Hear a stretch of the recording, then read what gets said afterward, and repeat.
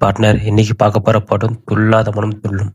விஜயனா கெரியர்லயே இது 3வது மிகப்பெரிய பிளாக் பாஸ்டர் ஹிட்.